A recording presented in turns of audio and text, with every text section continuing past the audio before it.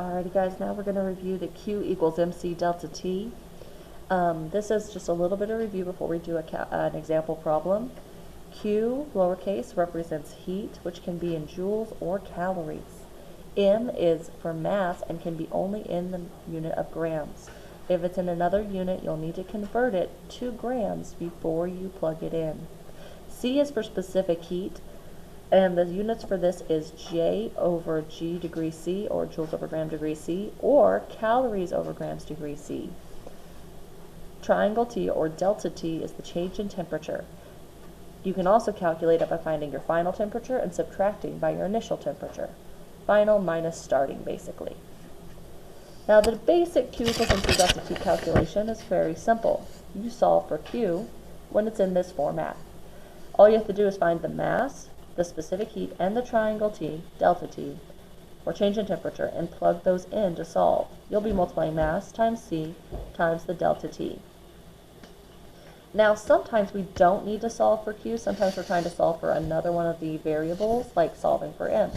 If that's the case, you take your base calculation, Q equals MC delta T, and you need to rearrange it with algebra. You'll take Q, MC delta T, and you want to get M by itself on this side. So to do that, you're going to divide by everything else on this side, or use algebra. You know, it's multiplying mass times C times delta T. If you want C and delta T gone and they're multiplying, you got to divide. So we're dividing by C and delta T, but if you do it to one side, you have to do it to the other. What's going to happen is actually that the C is going to cancel out because it's the same on top and bottom, and delta T is going to cancel out because it's the same on top and bottom as well. However, over here they do not cancel because they are not the same on top and bottom. At this point, you would find your variables on the other side, not M, and plug them in. You'd find Q, or heat, you'd find specific heat, you'd find the triangle T. Plug them into their corrective spots. You'll take Q divided by C and divided by delta T. Next, if you were trying to do that for any of the other variables, it's basically the same instructions. You're going to be rearranging your calculation. Get your letter all by itself. In the case of C, get C by itself. And for this formula, it'll be Q divided by M and delta T. If you're solving for triangle T, you're going to get triangle T by itself, looking very similar. Q divided by mass divided by specific heat. That's pretty much it in terms of our review. We're going to use this information we just talked about as we do an example problem now. Now the example we're looking at is, what is the specific heat of an unknown metal if 1.67 kilocalories of energy are required to raise the temperature of 79.2 gram sample of the metal by 63.3 degrees C. Now the very first thing I hope you do is to write your Q, your M, C, and delta T going down, and find what you can find, and of course whatever you can't find, that's probably going to be what we're solving for.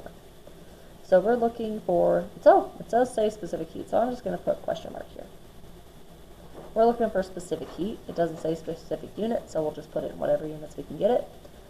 The next thing I find is 1.67 kilocalories of energy. Energy is a type of, heat is a type of energy, so we're going to put that in here, 1.67 kilocal. Next thing I find is 79.2 grams. Well, that's a mass. And then we see that the temperature of the sample increases by 63.3 degrees C. So we have all of our variables that we can find so far. Note, we have to have them in specific units. Reminder, heat has to be either in joules or calories. Right now it's in kilocalories, so we need to convert it from kilocalories to calories. To do this, we're just going to take it and multiply it by a relationship that'll take it from kilocalories to calories. If you need to review what that is, you can look at my previous video on energy conversions, or energy and unit conversions. But we're going to refer back to this as we do that calculation right now. So 1 kilocalorie is equal to 1,000 calories. Put 1 with the kilocalorie, 1,000 with the calories. 1.67 times 1,000. The kilocalories cancel. We'll look at calories. Now, I don't need to put this in the calculator, but if you need to, just plug it in. That's going to be 1,670 calories, and that's going to be what we can actually plug in. Mass is in grams, so that's good, and delta T is in degrees C. We're good.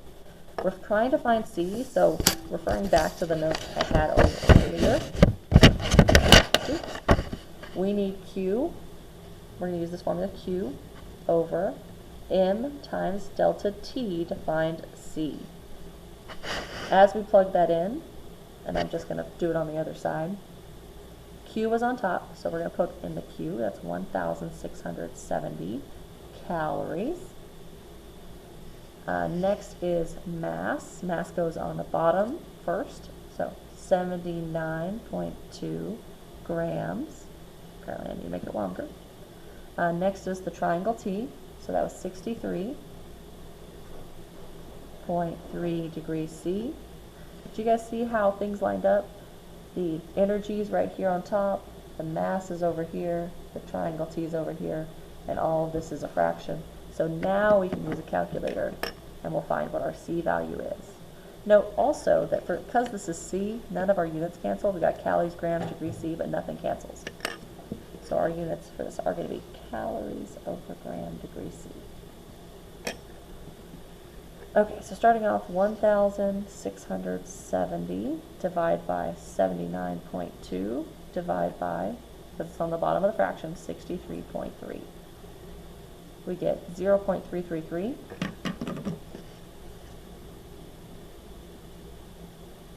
And units, calorie over gram degrees C. That's our answer. That's what C is. All right, I hope this was helpful for you guys. If you have questions, of course, just either comment, I'll try to get to them, or you can ask me in class. Have a great day, and if you need any help, let me know.